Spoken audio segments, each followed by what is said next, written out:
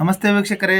ಏಕಭಾತೃ ಯೋಗ ಅಂದರೆ ಸಹೋದರರು ಒಬ್ಬನ ಅಥವಾ ಇಬ್ಬರ ಅಂತೇಳಿ ಡಿಸಿಷನ್ ತಗೊಳ್ತಕ್ಕಂಥದ್ದು. ಜಾತಕದಲ್ಲಿ ಒಬ್ಬನೇ ಅಣ್ಣ ಅಥವಾ ಒಬ್ಬನೇ ತಮ್ಮ ಯಾವ ರೀತಿ ನೋಡೋದು ಅಂದರೆ, ಉದಾಹರಣೆಗೆ ಒಂದು ತುಲಾ ಲಗ್ನನ ತಗೊಂಡಿದ್ದೀನಿ.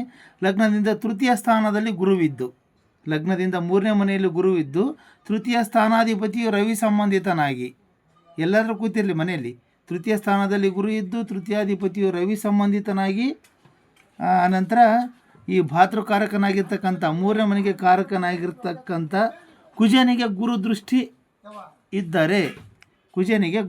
ಇದ್ದರೆ, ತಾನಿರುವ ಸ್ಥಾನದಿಂದ ಸಪ್ತಮನ ನೋಡ್ತಾನೆ. ಮತ್ತು ಆನಂತರ ಇಲ್ಲಿ ಕೂತರೂ ಕೂಡ ಗುರು 5ನೇ ಮನೆ 1 2 3 4 5 ಇಲ್ಲಿಂದ ಗುರು ದೃಷ್ಟಿ ಬೀಳ್ತಕ್ಕಂಥದ್ದು ಭಾತೃಕಾರಕ ಕುಜನಿಗೆ.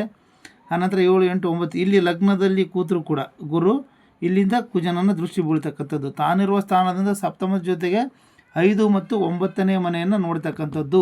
ಈ ರೀತಿಯಾಗಿ ಯೋಗ ಇದ್ದರೆ ಒಬ್ಬನೇ ಅಣ್ಣ ಅಥವಾ ತಮ್ಮ ಅಂತೇಳಿ ಜಾತಕದಲ್ಲಿ ನಿರ್ಧಾರ ತಗೋಬೋದು. ವೀಕ್ಷಕರೇ, ವಿಡಿಯೋ ಇಷ್ಟ ಆದರೆ ಲೈಕ್ ಮಾಡಿ, ಶೇರ್ ಮಾಡಿ.